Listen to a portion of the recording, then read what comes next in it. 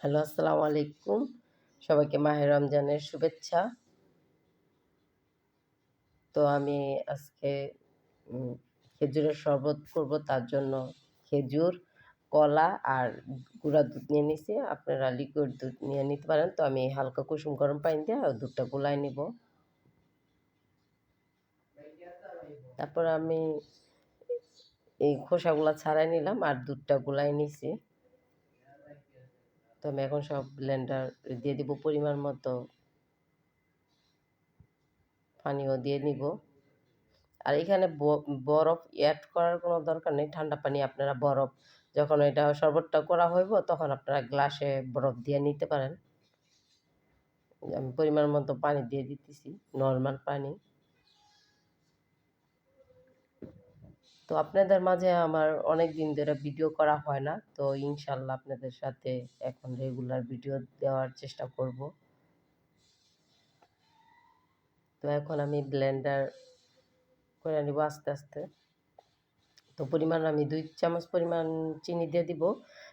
যে যেরকম মিষ্টি খান সে এরকম চিনি দিবেন, এইটাই।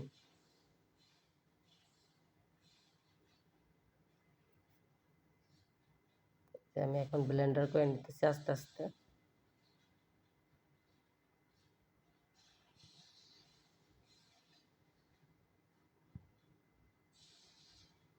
আর সবাইকে মাহে রমজানের শুভেচ্ছা।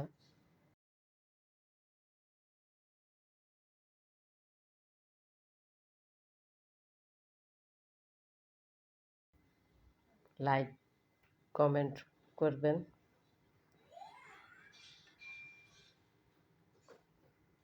আপনাদের মাঝে অনেক দিন পরে আসলাম, ভিডিও দেওয়া হয় না আমার।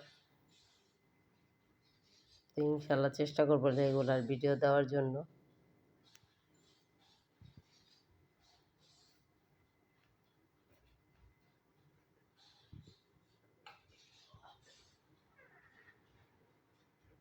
তো এইভাবে করে আমি ব্লেন্ডার করে নিব আস্তে আস্তে।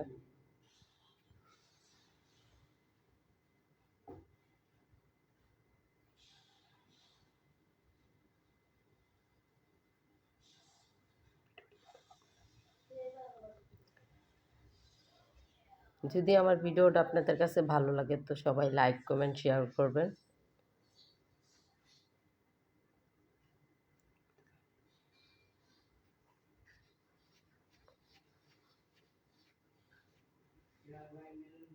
তো আমার ব্লেন্ডার করা হয়ে গেছে। এখন আমি